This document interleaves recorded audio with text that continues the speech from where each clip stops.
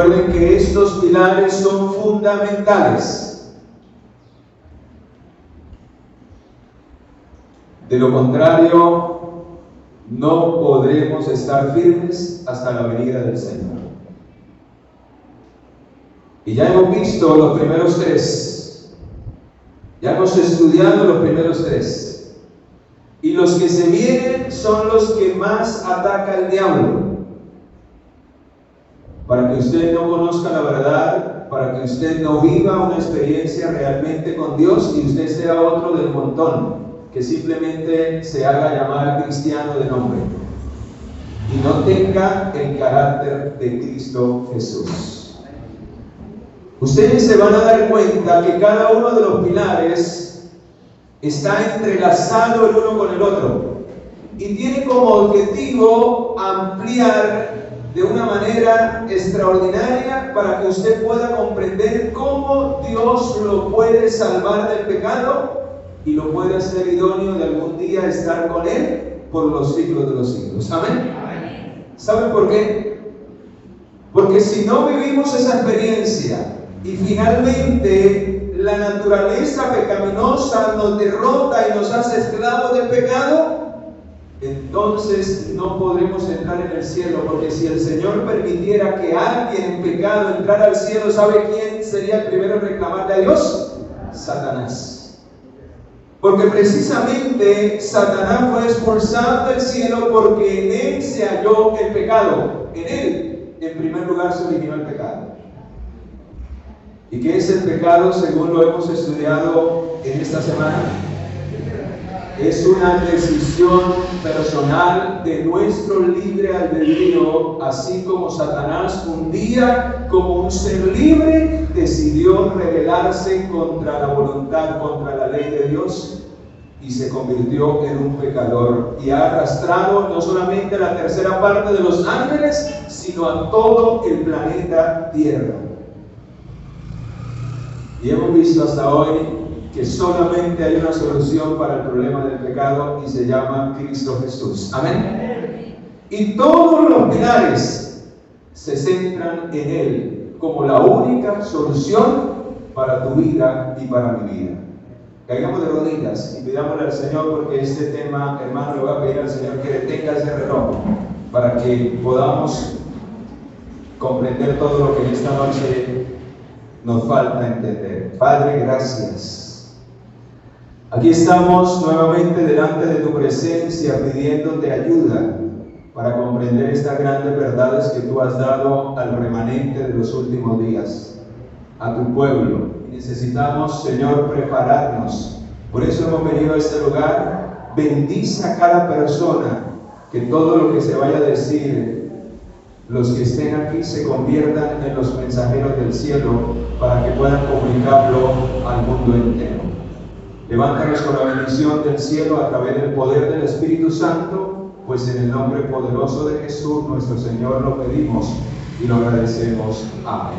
Amén. Muy bien, mis amados, el mensaje de los tres ángeles es el mensaje distintivo del pueblo de Dios de los últimos días. Porque fue a través del mensaje de los tres ángeles que inició la iglesia adventista del séptimo día. Fueron nuestros pioneros los que empezaron a pregonar este mensaje al entender que Jesús no venía en el otoño del año de 1844. Había una profecía en el libro de Daniel, capítulo 8, versículo 14, búscalo, y dice que en esa profecía se prefiguraba y se decía que hasta 2300 tardes y el santuario sería purificado. Y el Señor despertó un movimiento, hombres que se consagraron a Dios y que fueron iluminados por el Espíritu Santo, empezaron a estudiar las Escrituras y empezaron a comprender la verdad acerca del santuario y empezaron a mirar que había una purificación en cierto periodo profético llamado los 2300 años o días. Vamos a Apocalipsis capítulo 14. Dice allí que Juan recibió un mensaje poderoso, recibió un mensaje del cielo. Y dice en el capítulo 14, versículo 6, en medio del cielo vi volar a otro ángel que tenía el evangelio ¿qué? ¿Saben por qué lo llama el evangelio eterno? ¿Saben por qué? ¿Qué es el evangelio eterno? Hermanos, el evangelio eterno, en resumidas palabras, es el mensaje de los 3 ángeles que el Señor da al pueblo que levantó a mediados del año 1844, cuando inicia la purificación del santuario celestial, o sea, cuando inicia el juicio final. ¿Y saben cuál era la siguiente fiesta que venía después del Pentecostés? La fiesta de las trompetas, que se celebraba en el mes séptimo, que era llamado el mes de Tisri en el calendario judío, el mes séptimo. Y esa fiesta duraba 10 días. El primer día se empezaba a pregonar con trompetas, y ese toque de las trompetas anunciaba que en el 10º día de ese mes llegaba el gran día de la expiación. O sea, que eran 10 días en donde el pueblo, cada vez que escuchaba la trompeta, sabía que quedaban 7 días, que quedaban 5, que quedaban 4, para que ellos se arrepintieran de todo pecado, confesaran todo pecado, y el pecado fuera transferido al santuario, al lugar santísimo. ¿Y saben por qué? Porque en la 6ª fiesta judía se celebraba el día de la purificación o de la expiación del santuario. Porque ahora vean lo que viene. Se le llama el evangelio eterno al mensaje de los 3 ángeles porque este será el último mensaje que se predique en este planeta Tierra para llamar al hombre al arrepentimiento. ¿Qué contiene el mensaje de los 3 ángeles que es tan importante que la humanidad lo escuche? Es tan importante que la palabra de Dios le llama el evangelio eterno. ¿Alguien puede cantar por qué se llama el evangelio eterno? ¿Alguien puede percibir analizando si es el último mensaje y después de esto se acaba la gracia y la misericordia? ¿Por qué cree que se llama el mensaje del evangelio eterno? Porque, hermanos, cuando este mensaje dice que el propósito de ese mensaje es que quien lo reciba se convierta en un mensajero.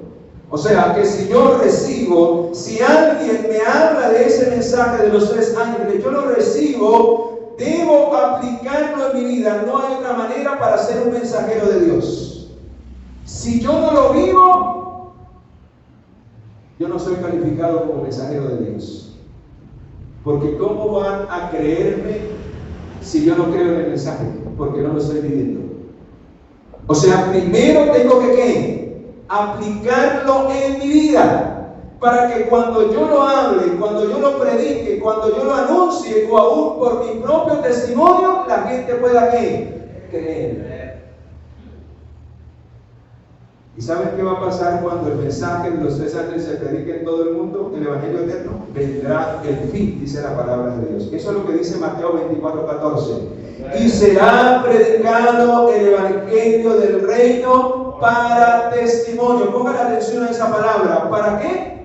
Para testimonio a todas las naciones, y entonces vendrá el rey. Ahora sí entienden por qué es el último mensaje que se ha de predicar, porque después de ese mensaje no habrá otro y vendrá el fin de todas las cosas. O sea, que cuando todos reciban este mensaje en el mundo, Cristo aparecerá luego en las nubes de los cielos. Ahora sí podemos entender por qué le llaman el evangelio eterno. Porque quien acepte, quien escuche, quien lea, algunos conocerán el mensaje leyendo ellos mismos las escrituras, otros escucharán el mensaje en una predicación a través de otro mensajero. El que lo escuche, el que lo lea y el que lo guarde y lo viva en su corazón será bienaventurado, dice Apocalipsis 1:3. Apocalipsis 1:3 dice: bienaventurado el que lea, el que oiga y el que guarde las palabras de esta profecía, porque el tiempo está ¿qué? O sea que el que viva esa experiencia, ¿sabe qué recibirá como recompensa? Vida eterna. Amén. Ahora sí empiezan a entender por qué se le llama Evangelio eterno. ¿Y qué pasa entonces con aquel que lo escuche o que lo lea y no lo guarde y lo obedezca en su vida? ¿Qué recibirá a cambio? Si no recibe vida eterna, ¿qué va a recibir? Muerte eterna. O sea, va a morir por su pecado. ¿Saben por qué? Porque el fin del mensaje de los 3 ángeles es restaurarnos del pecado. En otras palabras, hermanos, el mensaje de los 3 ángeles está conectado con la verdad del santuario, con la verdad de la justificación por la fe que estudiamos ayer, pero añade algo más que el diablo va a hacer para engañarnos y que no nos preparemos en esa experiencia y todos nos perdamos engañados por el diablo. ¿Les gustaría saber qué contiene el mensaje de los 3 ángeles? Vamos a iniciar con el primero, versículo 7. ¿Qué contiene el Evangelio eterno? 3 mensajes contenidos o resumidos en uno solo, que se hace llamar el mensaje de los 3 ángeles, que contiene la totalidad del Evangelio eterno para los últimos días. En otras palabras, lo que usted y yo necesitamos saber para estar listos, no ser engañados y finalmente estar de pie ante la venida del Señor. Amén. ¿Qué dice el mensaje del primer ángel? ¿Qué es lo que debemos anunciar a alta voz? Pregunto, cuando la mamá ha mandado al hijo y le dice: hijo, tráigame esto, y el hijo no lo escucha, y vuelve y le dice: hijo, tráigame esto, y el hijo no lo escucha, ¿qué hace la mamá para que el hijo lo escuche y le ponga atención? No, alza la voz, ¿verdad? Para que el hijo sepa que lo que le está pidiendo es algo que urgente. ¿Saben, hermanos? Cuando dice que debemos, o cuando dice que la primera ángel decía a gran voz, es porque este primer mensaje debe de darse y debe de predicarse a alta voz, o sea, es de urgencia para el mundo. Pregunto, ¿es de urgencia para el mundo que el mundo aprenda a temer a Dios? ¿Saben? Este mundo se encuentra como se encuentra precisamente porque cada día el ser humano teme menos a Dios. ¿Y alguien sabe qué significa temer a Dios? Vamos rápidamente a Proverbios. Yo lo dije ayer, pero vamos a recordarlo porque sé que hay personas aquí que no estaban ayer. Proverbios 8:13 es la mejor definición de lo que significa temer a Dios. ¿Usted quiere temer a Dios? Escucha lo que dice Proverbios 8:13. ¿Quién es el temor a Dios? Escucha. El temor de Jehová es aborrecer el mal. ¿Es qué, hermanos? Aborrecer el mal. Yo aborrezco, dice el Señor, la soberbia, la arrogancia, el mal camino y la boca perversa. ¿Qué es el temor a Jehová?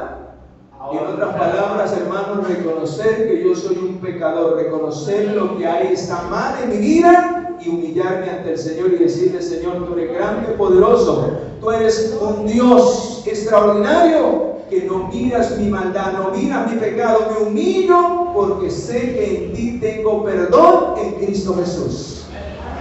Eso es temer a Dios, reconocer mi condición y humillarme ante aquel que es el único que me puede perdonar del pecado, y es Cristo Jesús.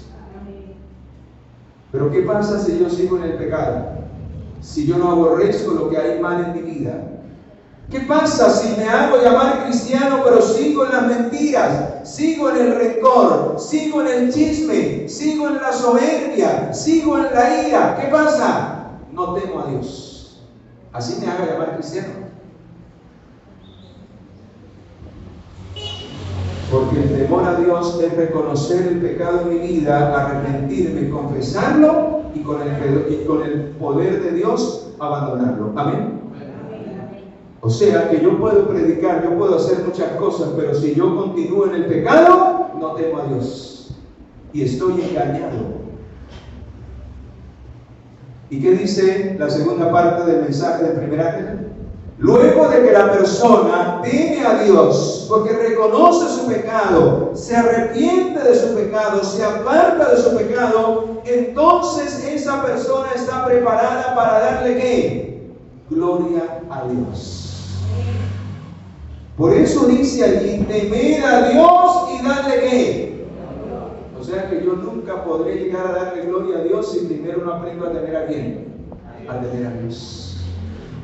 Porque es que muchas veces Dios no utiliza a ciertas personas porque no temen a Dios, porque no temen a Dios, porque son arrogantes, porque son orgullosos.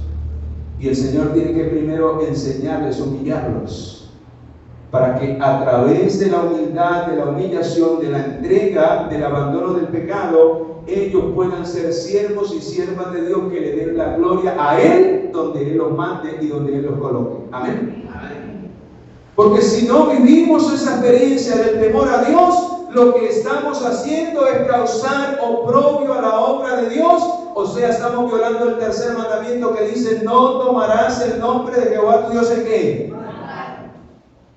Nos hacemos llamar cristianos, pero vivimos como el mundo. Vivimos como los demás y no marcamos una diferencia. Eso no es temer a Dios. El que teme a Dios marca una diferencia en su vida con el mundo y con los demás, porque vive para agradar a quién. Y cuando vive y se preocupa por acomodar su vida a la palabra de Dios y no la palabra de Dios a su vida, entonces usted empieza a darle gloria al Señor y el Señor se agrada de usted. Se agrada de usted. ¿Y sabe qué empieza a hacer el Señor? A manifestar su poder sobre su vida. Empieza a darle talentos, capacidades. Hermanos, cualquiera no puede entender la palabra de Dios. Solo aquellos que se humillan y le entregan su corazón a Jesús. El Señor le da capacidad. A veces hay personas que dicen: uy, vea esto y aquello, y se sorprenden por lo que Dios hace en la vida de otros. Y yo les digo: usted puede hacer algo más grande si usted realmente se consagra a Dios. Vamos a mirar este pasaje del Antiguo Testamento en el libro de Segunda de Crónicas, capítulo 16, versículo 9. Vean lo que el Señor está contemplando desde el cielo, quienes temen a Dios y quienes le dan gloria. Y vean lo que Él hace con aquellos que temen a Dios, que son fieles a Dios. Vean lo que Él hace desde el cielo. Dice: porque Jehová, porque los ojos de Jehová contemplan, ¿qué contemplan, hermanos? Contemplan toda la tierra. ¿Para qué? Él está mirando para revelar su poder sobre aquellos que son ¿qué? Acompáñenme, hermanos, no me dejen solo. Segunda de Crónicas 16:9. Segunda de Crónicas 16:9. Porque los ojos de Jehová contemplan toda la tierra para mostrar su poder a favor de los que tienen un corazón, ¿qué, hermanos? Perfecto. ¿Y cómo adquirimos ese corazón? Cuando aprendemos a temer a Dios. Cuando aprendemos a temer a Dios. Cuando reconocemos que estamos mal delante de Dios. Hermanos, ¿de qué me sirve predicar bonito? ¿De qué me sirve cantar bonito? ¿De qué me sirve hacer tantas cosas aquí? Si yo no reconozco el pecado en mi vida y no me aparto, hermano, lo que hago es ofender a Dios. ¿Saben qué dice Gálatas 6:7? No os engañéis, Dios no puede ser burlado. Al final, si te engañas de esa manera, viviendo una apariencia de piedad, vas a recoger lo que estás sembrando realmente. Y cuando venga la tormenta y venga la prueba que va a venir sobre el mundo, entonces realmente estará lejos de Dios y se cumplirá lo que se cumplió con el pueblo de Israel. ¿Saben qué le dijo el Señor al pueblo de Israel? Se lo digo así de frente. Le dijo, este pueblo de labios me honra, pero su corazón está lejos de ¿quién? Está lejos de mí.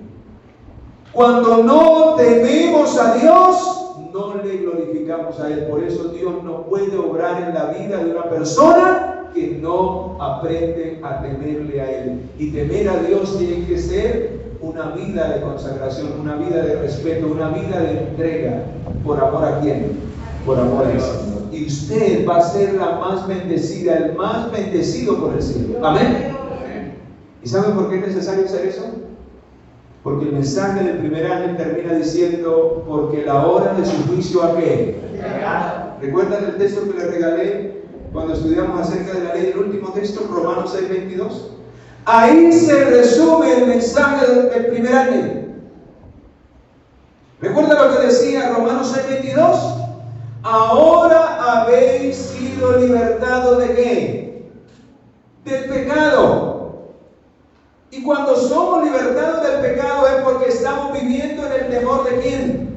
En el temor de Jehová. Y dice, y hechos siervos de Dios, tenéis por fruto la santificación.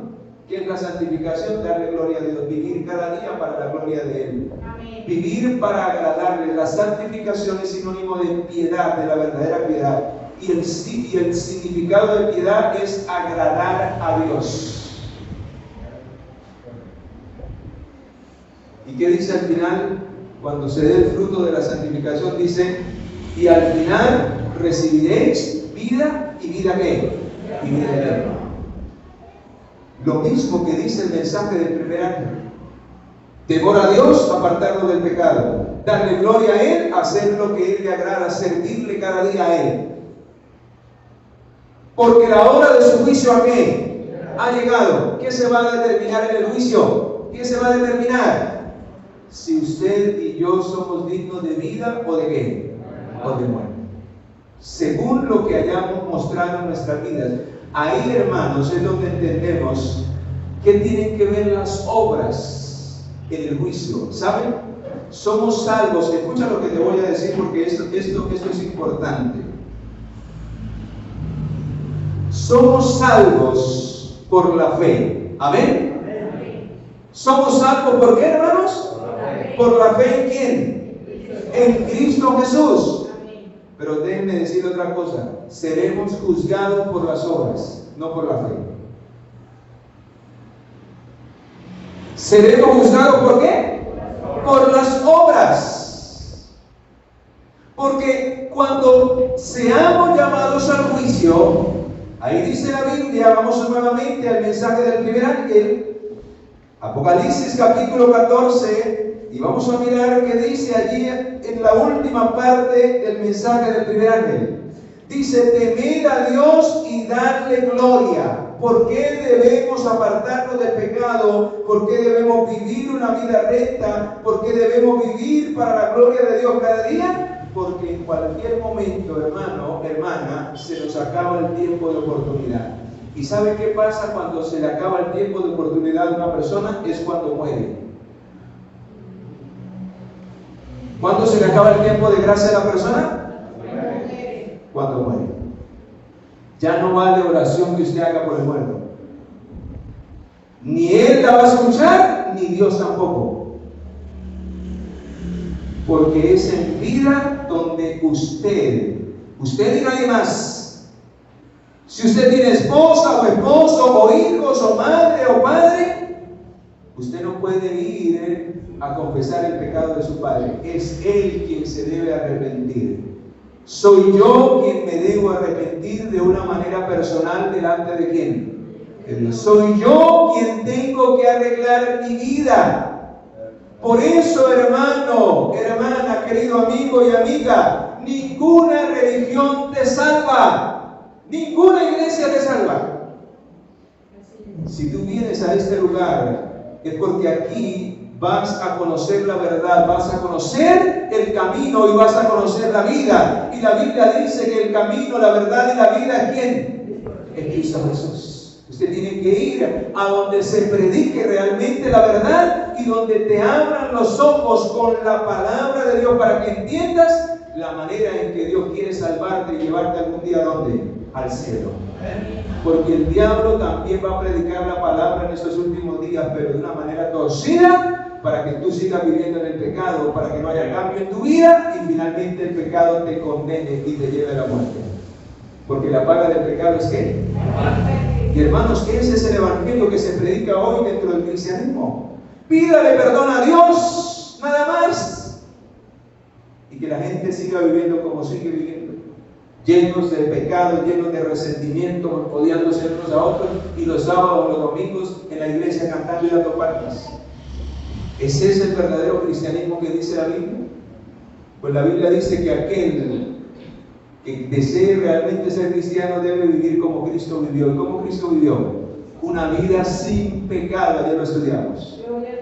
Una vida intachable, una vida de amor a su prójimo, una vida de entrega, pero en primer lugar una vida para agradar a la voluntad de ¿quién? De su Padre Celestial. Usted no puede hacer lo que los demás hacen para agradarlos a ellos.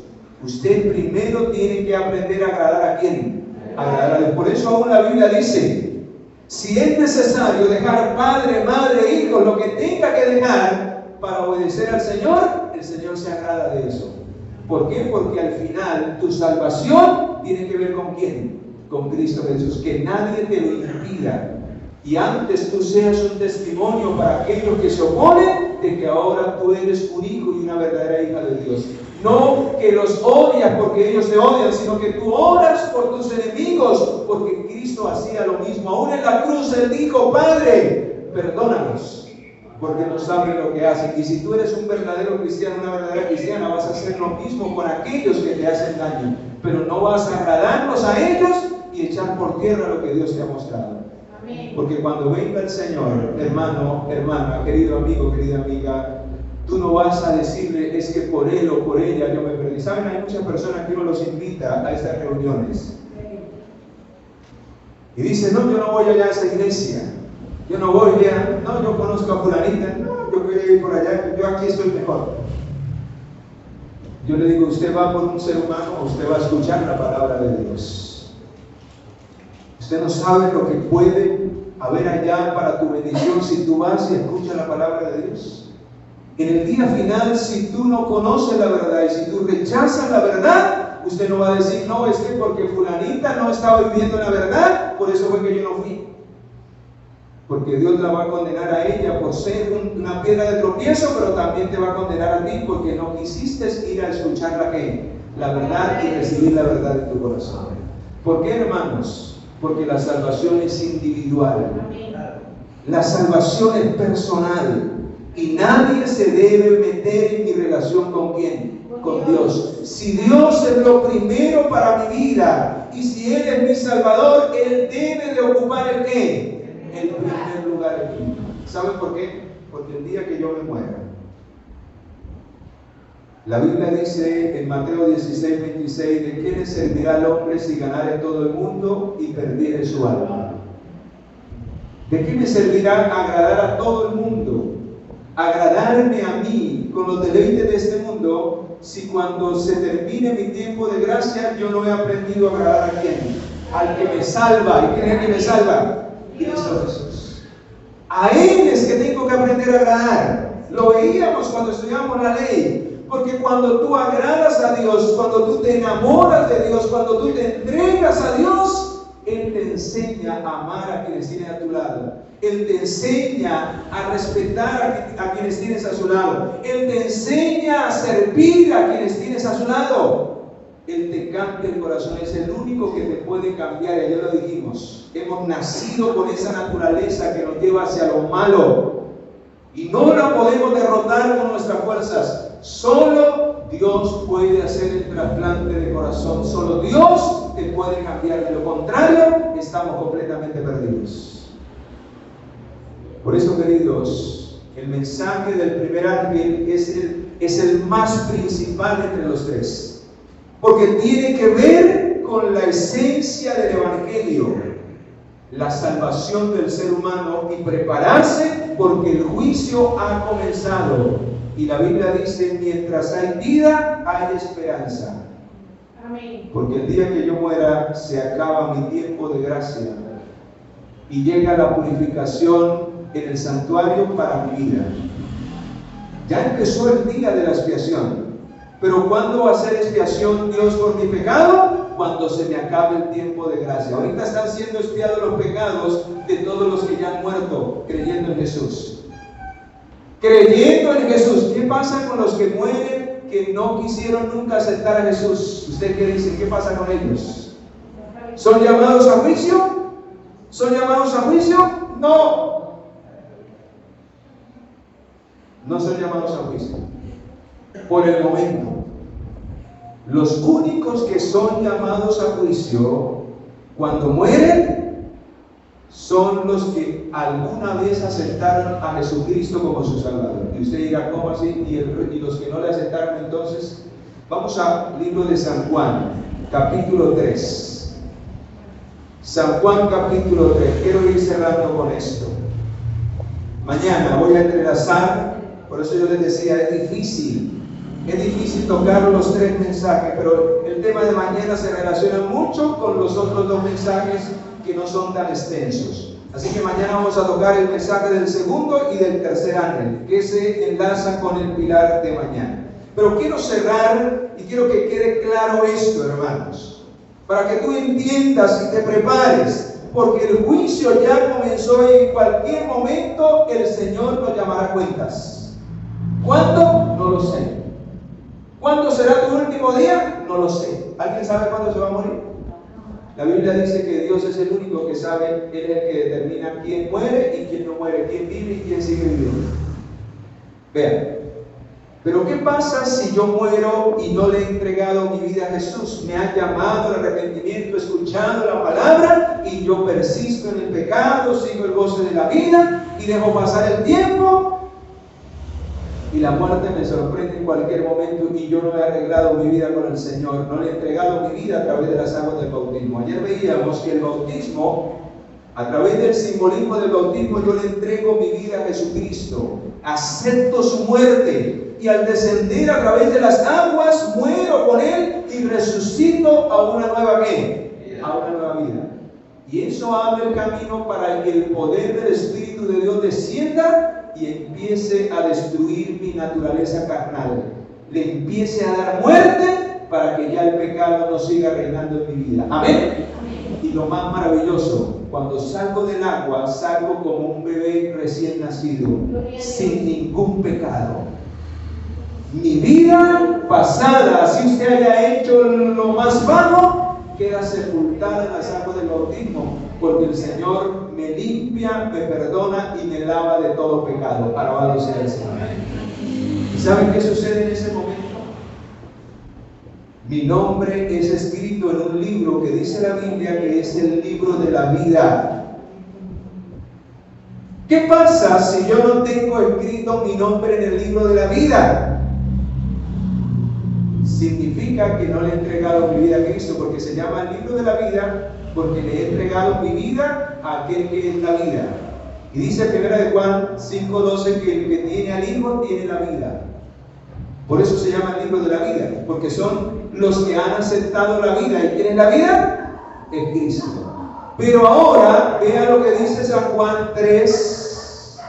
San Juan 3:17. ¿A qué vino Jesús al mundo? ¿Para condenar al mundo? No, hermanos. Por eso yo no puedo condenar a nadie. Por eso yo no puedo juzgar a nadie. Por eso yo no puedo levantar mi mano contra el hermano que es pecador. Si usted ve a su hermano en pecado, no le alcahuetee el pecado porque se hace cómplice. Pero si quiere el Señor, hermano, si quiere el Señor que usted amoneste a su hermano con amor y con misericordia, así como Dios quiere que lo trate a usted en el juicio, con amor y con ¿qué? Con misericordia. Yo no estoy llamado para condenar a nadie, ni para hablar mal de nadie por lo que está haciendo mal, porque me convierto en otro Satanás. ¿Sabe qué hace Satanás cuando el ser humano peca? Lo acusa delante de ¿quién? De Dios. Cuando usted habla mal de alguien, se coloca en el plan de Satanás. ¿Qué debe de hacer? Ir al hermano, a la hermana que vio el pecado, ir y visitarlo. Usted a sola, hermana, lo vi haciendo esto, hermana, lo que está haciendo está mal. La palabra del Señor dice eso, vamos a orar. Hermana, reconozca el pecado delante del Señor. Yo quiero que usted no se pierda. Arrepiéntase de eso que está mal. Vamos a orar, que usted con el poder de Dios lo puede lograr. Amén. Eso es lo que debemos hacer, hermanos. Porque si usted se queda callado, se hace cómplice del pecado de su hermano. Pero ¿qué pasa si yo no acepto a Jesús? Dios no envió a su Hijo al mundo para condenarlo, sino para que el mundo sea salvo. ¿Por quién? Por Él. O sea que ¿quién entonces es el que condena? ¿Quién es el que condena? Si Jesús no va a condenar a nadie, entonces ¿quién es el que condena en el juicio? Nadie, hermano. El que se condena, ¿el quién? Usted y yo. Vamos a mirarlo, versículo 18. El que en Él cree no es condenado, pero el que en Él no cree ya ha sido condenado. ¿De qué depende la condenación? ¿De quién? ¿De quién? De si usted decide creer en Jesús y entregarle su vida o no. Pregunto, si alguien está condenado, ¿se necesita un juicio investigador para determinar si es digno de vida o de muerte? ¿Se necesita investigar la vida para determinar si esa persona se salva o se pierde?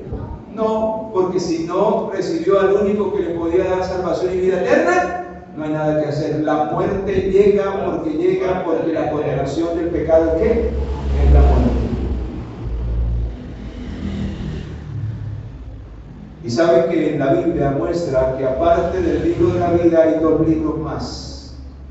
Uno, el libro donde están anotadas todas las obras buenas, y otro donde están anotadas todas las obras malas. Por eso seremos juzgados por las ¿qué? Por las obras. Y las obras van a determinar si mi entrega a Jesús fue una entrega verdadera o fue una entrega falsa. El pecado es el que me va a condenar. Si yo, después de haberme entregado mi vida al Señor, no abandoné las obras del pecado, sino seguí en el pecado, eso va a seguir siendo anotado allá en el libro de la vida, en el libro de los pecados. Si yo hice algo bueno para el Señor, en el libro de las obras buenas. Pregunto, cuando empieza el juicio, yo llego a morir hoy, supongamos, salí y fue mi último día. Yo quiero seguir viviendo hasta la venida del Señor, claro. Pero es un ejemplo, porque no quiero colocarlos a ustedes, me haría sentir mal. Yo salí de este lugar y se me acabó la vida. El Señor me llama a juicio. No es que la persona cuando muere se va derecho para el cielo. Eso es una mentira, mañana lo vamos a hablar. El jueves, que vamos a hablar de la inmortalidad del alma. La persona permanece en la tumba, muerto. Pero entonces, ¿cómo el Señor me llama a juicio? ¿Cómo voy a comparecer en el juicio? Porque toda mi vida está registrada ¿en cuáles libros? Está registrada en el libro de la vida, en el libro de las obras buenas y en el libro de las obras ¿qué? Malas o pecados. Solo el Señor necesita abrir esos libros para mirar si durante todo el tiempo de gracia que yo tuve desde que conocí el Evangelio, ¿qué hice con lo que Dios me reveló? ¿Qué hice con la verdad? ¿Qué hice con la luz hasta el último día? ¿Y saben cuál es el primer libro que el Señor abre para determinar si Ismael es juzgado o es condenado de una vez? ¿Cuál? El libro de la vida, para determinar si ahí está el nombre de Ismael, si Ismael en algún momento aceptó a Cristo como su ¿qué? Su Salvador. Si está ahí, entonces se abren los otros dos libros. ¿Y cuál creen que es el primero que mira el Señor? ¿El de las obras buenas o el de las obras malas? Pues hermanos, el que abre es el de las obras malas, el de los pecados. ¿Saben por qué? Porque de nada me servirá a mí las obras buenas si se halla un pecado al menos. Por ese pecado voy a ser condenado ¿a qué? Porque la paga de ese pecado es ¿qué? Y alguien me dijo el otro día, ¿por un solo pecado? Y quiero terminar con este pasaje con el cual quiero hacer un llamado. Ezequiel capítulo 33. Vea, aquí va a entender esta parte que por eso la dejé para el final. Ezequiel capítulo 33. Alguien me dijo, ¿por un solo pecado? Sí, hermano, por un solo pecado. Antes de leer el texto, me voy a decir por qué un solo pecado, como lo respondí a esa persona. Porque la Biblia dice que la paga del pecado, no de los pecados. ¿Qué dice Romanos 6:23? ¿La paga de los pecados o del pecado? Del pecado. O sea que la paga de un solo pecado, ¿qué es? ¿Qué constituye? Pregunto, ¿hubo muerte o se sentenció a muerte a Adán y Eva por ese solo pecado? Claro que sí. Y hermanos, fue el pecado más simple, más sencillo, comer una frutica. ¿Por ese pecado? Sí. Ahora lo que nosotros cometemos, ¿son peores o no? Ezequiel 33, versículo 12. Escucha. Tú, hijo de hombre, voy a colocarle a mí, tú, Ismael, di a los que se reúnen allá en Estrella de la Mañana, porque aquí habla el profeta Ezequiel al pueblo de Israel que estaba vivo en ese entonces. Ellos ya murieron, Ezequiel ya murió. Ahora yo tomo esta palabra como profeta de Dios, como enviado de Dios, y se lo digo al pueblo que está reunido en esta noche. Amén, porque ustedes son los que necesitan la palabra. Amén. Amén. Y a los hijos o a los que se reúnen allá en la iglesia de Estrella de la Mañana, la justicia del justo no lo librará el día que se revele, pero la impiedad del impío no le será estorbo en el día que se vuelva de su maldad. En otras palabras, si usted ha sido un santito todos 10, 15, 20 años, pero la última semana antes de su muerte usted vivió en pecado, de nada le servirán todos esos 10 años. Se perdió. Porque usted murió ¿en qué? En pecado. Pero si usted ha vivido toda su vida en pecado y nunca ha conocido el Evangelio y le pasa como el ladrón en la cruz, fue la única oportunidad que tuvo de encontrarse con Jesús y le abrió su corazón, escuchó la voz y apenas escuchó el Evangelio, le dijo: Señor, yo quiero que cuando tú vengas en tu reino yo pueda estar contigo. ¿Le entregó su vida el ladrón a Jesús? Sí. Y Jesús le prometió: de cierto te digo hoy, te lo aseguro hoy, que tú estarás conmigo ¿en dónde? En el paraíso. Él va a ser salvo en el día de la resurrección. Amén. Pero ahora vean lo que termina diciendo el versículo 13.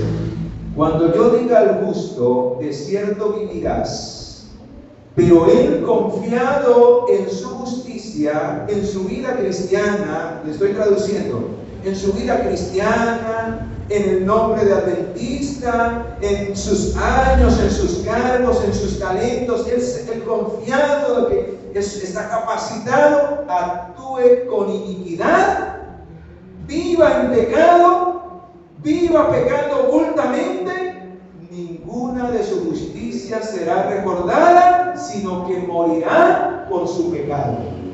Tremendo, hermanos. Pregunto, ¿será necesario mirar las obras buenas? No, porque no le será recordada en ese día. Solo se mirará si esa persona vivió una vida hasta el final, una vida que agradara realmente a quién, a Dios. O sea, vivió fiel a Dios. Pero ahora vea lo que dice el 14. Pero cuando yo diga al impío, de cierto morirás. Busca al Señor, entrégale tu vida a Jesucristo. Él te puede salvar, Él te puede redimir, Él te puede perdonar, Él puede restaurar tu hogar, Él puede restaurar tu vida, Él puede sacarte de cualquier condición. Y el pecador y el pecador se convierte de su pecado y actúa conforme a mi justicia, a mi ley. Si el impío restituye la prenda, o sea, si cambia, si devuelve lo robado, si camina en mis mandamientos, entonces vivirá y no ¿qué? Y no morirá. Pregunto en esta noche, ¿de cuál lado te gustaría estar cuando el Señor te llame a juicio en el día final? Cuando se te acabe tu tiempo de gracia, ¿te gustaría estar viviendo una vida que glorifique a Dios? Pues ese es el mensaje del primer ángel. Aprendamos a temer a Dios cada día, a reconocer mi pecado y aprendamos a servirle a Él. ¿Por qué? Porque cuando usted le sirve a Dios, se olvida de hacer lo malo. ¿Saben por qué muchas personas se llaman cristianos y siguen en el pecado? Porque no se entregan a servir a Dios, no ocupan su mente en hacer la voluntad de Dios. Entonces terminan otra vez volviendo a hacer la voluntad de ¿quién? Del diablo. Que Dios nos ayude. Amén. Yo sirvo al Señor porque le amo y porque Él es el que me va a recompensar en el día final. Amén. ¿No lo dice Apocalipsis 22:12 que dice? He aquí vengo pronto y mi galardón conmigo para recompensar a cada uno según su fe. Hermanos, no hay nada que usted haga para el Señor que el Señor no lo registre en el cielo y tendrá una gran recompensa. Amén. Por eso, si aquí en esta tierra no te valoran lo que tú haces, no lo hagas para los hombres. Amén. Síguelo haciendo. Si te cierran una puerta, sigue tocando más puertas, porque el Señor nos ha mandado a pregonar ese evangelio. Sea que la gente crea o no crea, hay que predicarlo. ¿Cuántos se salvaron en el tiempo de Noé? Y duró 120 años y solo su familia entró y le creyó a Noé. Aparte de los que murieron en ese trayecto de la construcción. Pero de los que entraron al arca, cuando el arca estuvo y cuando vino el tiempo del diluvio, solo él y su familia. Y los miles y miles que había, se perdieron todos. Pregunto, ¿perdió el trabajo Noé? No. Porque él dio testimonio de la verdad y los que creyeron se salvaron y los que no, ya es una decisión personal y cada quien tendrá que darle cuentas a quién. Al Señor. Por eso mi meta, mi propósito en este lugar es mostrarte la verdad, es enseñarte la voluntad de Dios, es abrirte los ojos frente a lo que está sucediendo, frente a lo que viene y frente a lo que Dios tiene para ti. Pero finalmente de quién es la decisión. Si le entregas o no le entregas tu vida a Cristo, si sigues a Cristo, si construyes tu vida en estos 7 pilares, finalmente es tu decisión, no es la mía. Yo ya tomé la mía y yo estoy feliz de servirle al Señor y de prepararme cada día porque yo sí quiero ir al cielo. Amén. ¿Saben, queridos? El evangelio es algo extraordinario cuando tú te entregas de corazón. No es una carga como muchos lo hacen ver, porque no están viviendo esa experiencia, porque no se entregan realmente de corazón. Pero cuando tú lo hagas, vas a sentir deleite en la presencia de Dios, vas a sentir ganas de cada día vivir para la gloria de Dios y de ver a otros en la misma condición. Por eso yo me propuse desde un tiempo para acá servirle más a Dios, servirle más a Dios, dedicar más tiempo para Él, para que Él me utilizara. Y hermanos, el más bendecido ha sido yo. El mayor gozo y la mayor bendición la recibimos nosotros. Amén. Y la recompensa, ¿dónde está? ¿Dónde está? Allá vista, allá. ¿Sabían ustedes que los salvos van a recibir coronas? Y que cada corona tendrá estrellas y que cada estrella simboliza cada alma que hemos llevado a los pies del Señor con nuestro trabajo y esfuerzo. ¿Cómo estará tu corona? En ese día estará cuajada de estrellas de tantas personas a las cuales tú llevaste a los pies del Señor.